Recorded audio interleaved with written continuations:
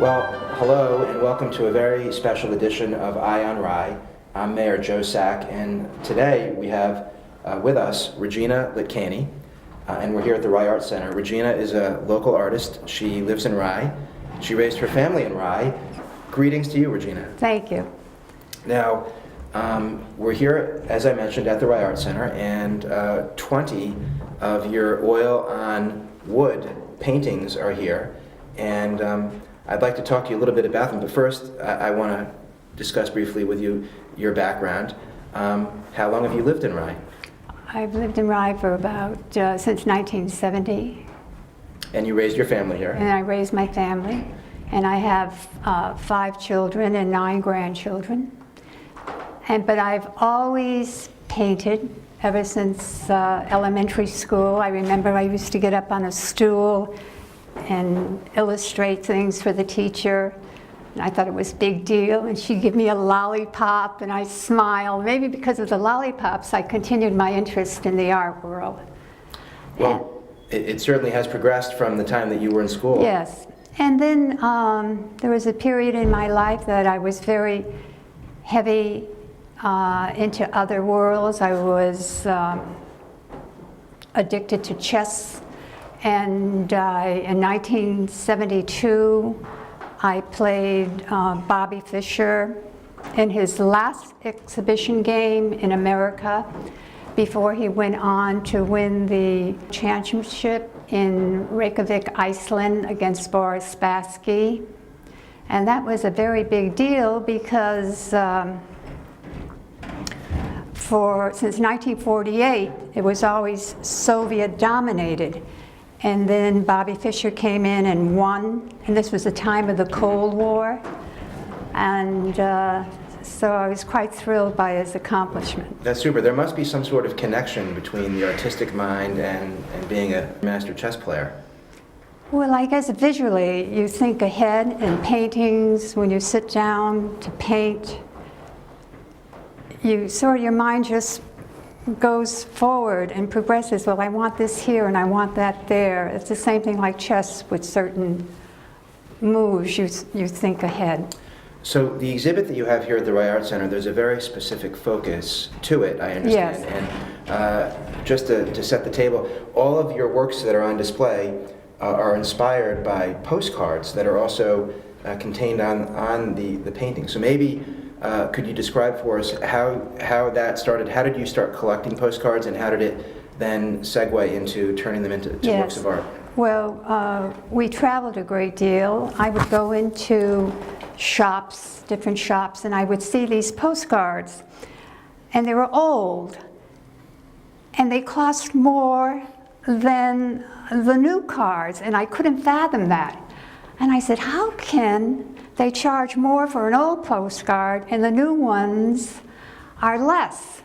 But then when I started to investigate the reason why, I picked up the hobby of postcard collecting, which is the 3rd largest hobby next to coins and stamps in America. Then what gave you the inspiration to turn the postcards into works Well, of I art? started to study them. And then I said, visually, this would be very interesting if I project the present with the past. And each postcard is from a different time period. Like, the postcards actually started in 1872. And this is called the Pioneer issues.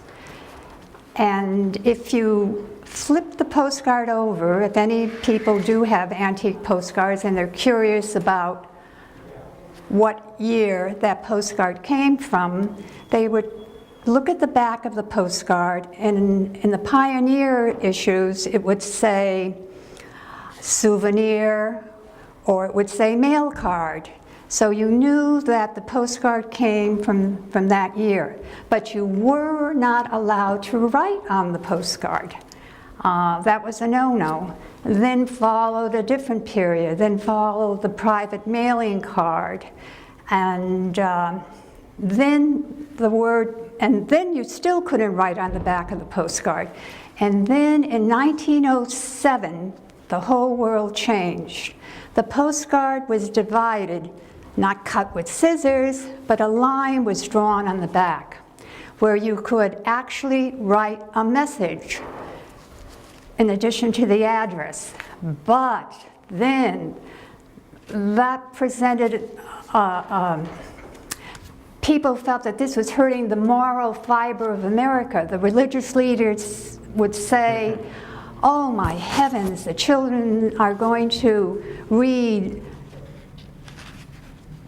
salacious thoughts that someone scribbled on the back of the postcard, and that's very dangerous. Even the teachers said, oh, the children nowadays aren't going to learn the art of letter writing because they think they can just quickly scrawl a note. That was before iPhones. Yes. What would they think now? I have no idea. And then the postal authorities entered into it, which is very interesting. The postal authorities started to examine the back of the postcard and the messages. And if there were any deviant messages on the back, and they could trace that postcard back to the sender, he would be fined $5,000. If he didn't have the money, he would be sent to jail for 10 years. So that was quite a legal hassle then. That, you sound like you're very knowledgeable about postcards, and I bet you've collected a lot through the years. Yes. How did your collection of postcards start to turn into conceptual pieces? Well, I consider myself a conceptual artist. And what that means, it may be very difficult for people to maybe understand what the word conceptual is. They more or less think of being a modern artist or an impressionistic artist. But it happens that we as conceptual artists do not value the physical artwork as such, but the concept of the artwork as it hits the viewer, as the viewer enters into the painting and what ideas he gets, that's more important to a conceptual artist. And for the first time, there's been more of an influx of people that go into museums and galleries because they're not afraid, they're not intimidated.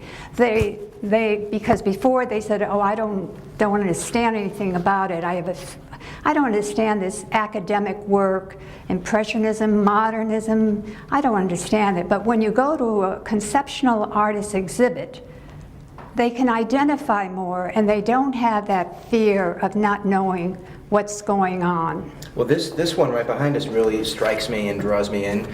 Now, it looks like there's a postcard of someone casting a net in Yes. Hawaii, and tell me about how you found that card, Yeah. and then how you turned it into this work.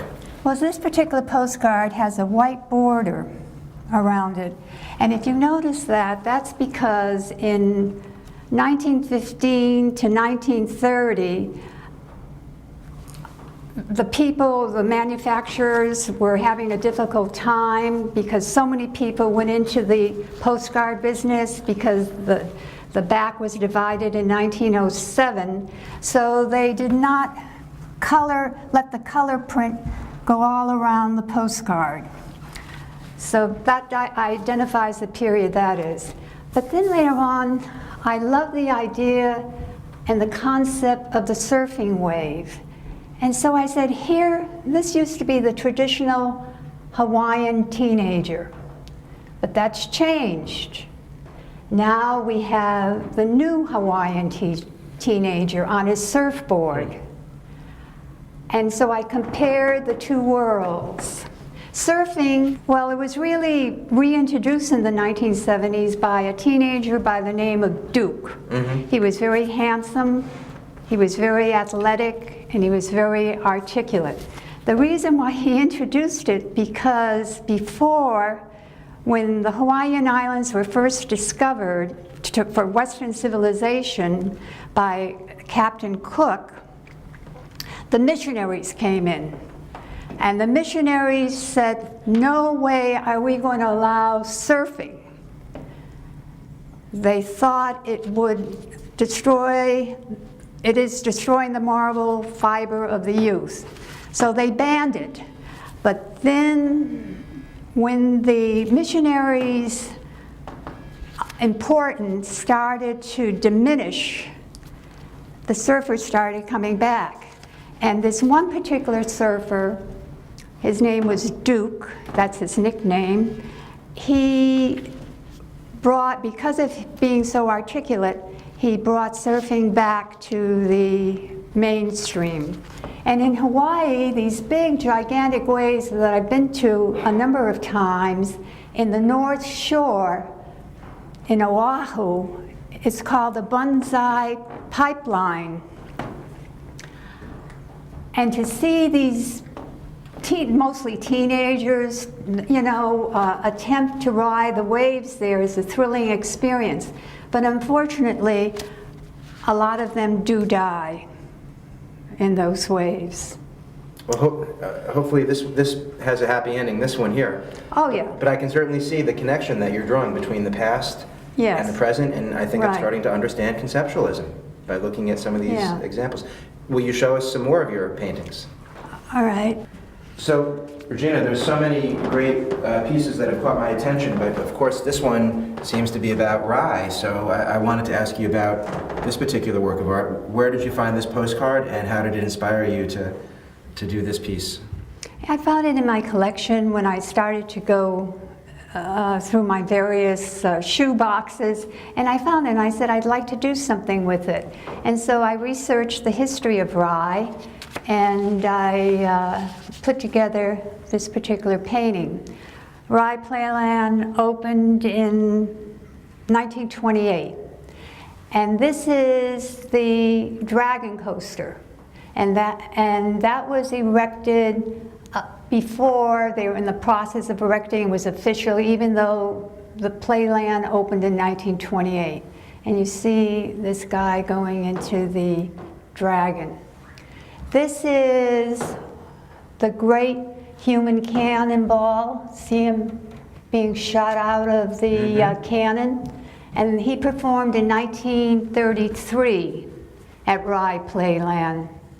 A lot of those people that were shot out of the cannon, unfortunately, left this world. But he didn't. He lived a full life, and he retired to the circus capital of America, Peru, Indiana. And he taught children circus acts, but he refused to teach them the process of being shot out of a cannon. He eliminated that, but he lived a full life.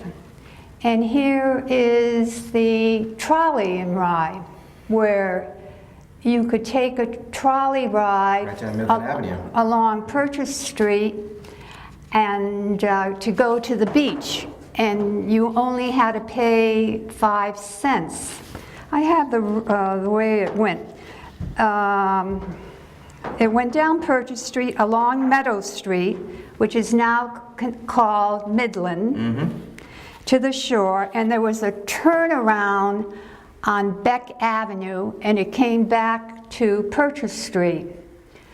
So, and then the trolley people tried to raise the price of the trolley to 10 cents, but people objected because they said that they weren't making much of a profit. And this is Rye Beach. Here are those rocks in the ocean. And before it was built up. I think some people may want to shoot me out of a cannon down at Playland these days, but hopefully I'll survive though. And this is just a takeoff on Rye. They're having a good time with their beer barrels, enjoying themselves. This particular card was from 1907. It says 1907 on it, so it goes way back. But it's a little history of Rye and Rye Playland. So I'd like to look at some of your more paintings, and I guess it's difficult. There's 20 of them. you probably, you like them all. It's like almost deciding which child you like the best. You can't do it. It's impossible, right? No, I do have a favorite. Oh, okay. No, Well, let's I go do look have. at your favorite then. So here we are, Regina. You told me this is your favorite, and I can see why. And it looks to me like this postcard was a love letter. It was. I saw this postcard, and I thought it was an interesting shot. And it was written in 1910. And you see the wave crashing over. And then I flipped the postcard over, and I read what this particular person wrote. And part of his love letter to this woman was, I stand often on this side of the ocean, looking across to see you, as ever, the old man. And then his explanation in the back, and in the fact that he wrote with a flourish in his handwriting, and he wrote in liquid ink, dates the postcard even more. And his concern for her well-being. And so I decided to make the old man. So I put him in a herringbone type of coat, little gray in his hair, looking across the ocean, looking for her. But unfortunately, she's not there, so their love affair had to be a visual one for the moment. Very romantic, and I think you really captured the essence of that. Thank you. And this here just reminds, I just set it in that way. I'm very pleased with it. I love it. Don't see his face. You don't have to see his face. He can be one of many men looking across the ocean to his young love. So Regina, I understand that a postcard collector, there's a word for that. It's a deltiologist. Deltiologist, yes. And so you are a deltiologist. I'm a deltiologist, amongst other things. And a conceptual painter, and this concept seems to be based on something unique. It looks like the postcard is made up of a stamp montage. Yes, this is an extremely interesting artwork because the postcard is made of cut out stamps, and it was done by cheap labor in China in the 1800s, and they made it into a figure of a man.